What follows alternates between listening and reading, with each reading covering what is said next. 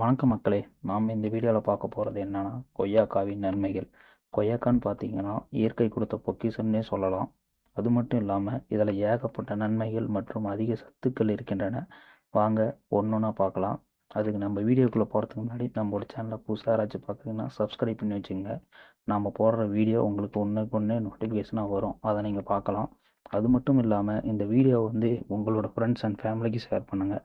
இது உங்களுக்கு உதவலனாலும் அவங்க யாரோ ஒருத்தருக்காவது கண்டிப்பாக உதவும்.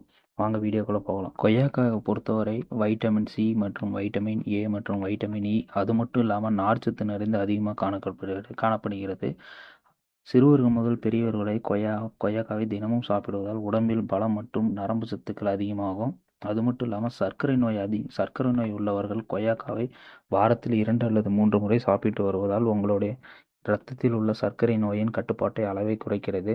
அது மட்டும் செரிமான பிரச்சனை, உடல் ஒவ்வாமை, அது மட்டும் செரிமான பிரச்சனை உள்ளவர்கள் கண்டிப்பாக வாரத்தில் 1 அல்லது 2 கொய்யாக்காய் வாரந்தோறும் எடுத்துக்கொள்வதால் உங்களுடைய செரிமான பிரச்சனையை கண்டிப்பாக தீர்வளிக்க உதவும். அது மலச்சிக்கல், வயிற்றுப்போக்கு, மலச்சிக்கல் மற்றும் வயிற்று வெளி அது மட்டும் உள்ளவர்கள் கொய்யாக்காவை தினமும் சாப்பிடுவதால் நன்மை பயக்கும்.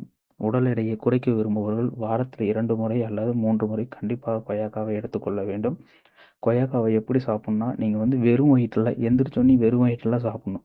பல் விளக்கிட்டு கண்டிப்பாக வெறும் வயிற்றில் தான் சாப்பிட்ணும். சாப்பாட்டுக்கு அப்புறமும் அதுக்கப்புறம்லாம் சாப்பிடக்கூடாது. நம்ம மதியம் சாப்பிட்டு நைட்டு சாப்பிட்னா கிடையாது.